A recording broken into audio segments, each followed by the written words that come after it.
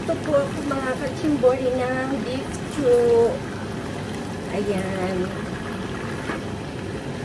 Beef. Babaunin ni kulit-kulot. May workshop tonight. Magaling-galing na ako. Konti na lang yung sipon ko. Ayan. Nakakapagsalita na ako mga kachimbori. I need to may asawa. Luto pala ako mga kachimbori ng ano tawag sa English is beef stew. Sa Tagalog is tinatawag nila nitong beef menudo. Ay baka na menudo ba yan? Tama ba yan?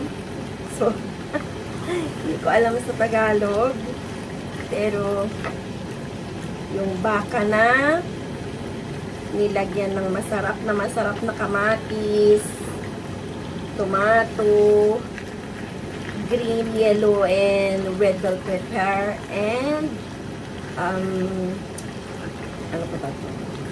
Carrots. Ayan.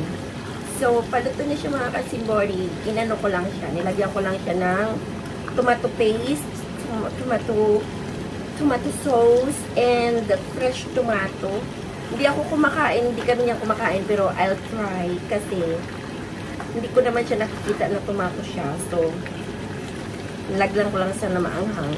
Kasi hindi kami kumakain ng tomato na niluto. Yung fresh na tomato na salad, kumakain kami. Pero, so, yan, mga kachimbori, malapit na siyang maluto.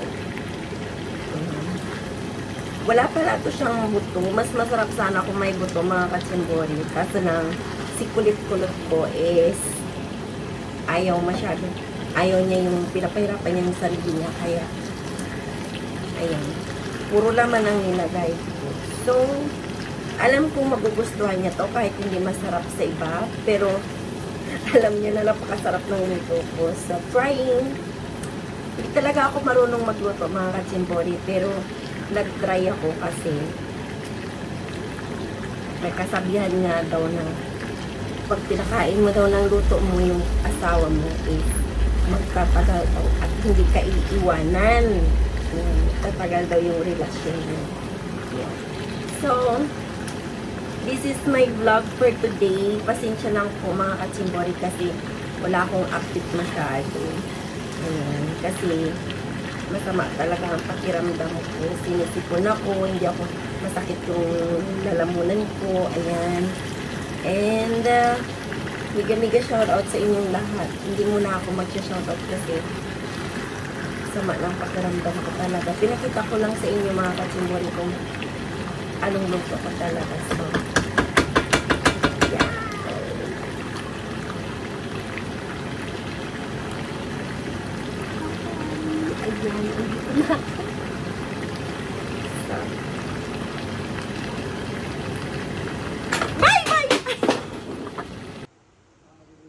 Ayan. Are you okay? Ayan. May work siya mamaya. Ay, laki ng mata niya. May work siya mamaya mga kachimbori. Kaya, ayan, tulog siya buong araw. Ayan, nahihiya pa siya. Nagulat siya mga kachimbori kasi yung ano na natapon yung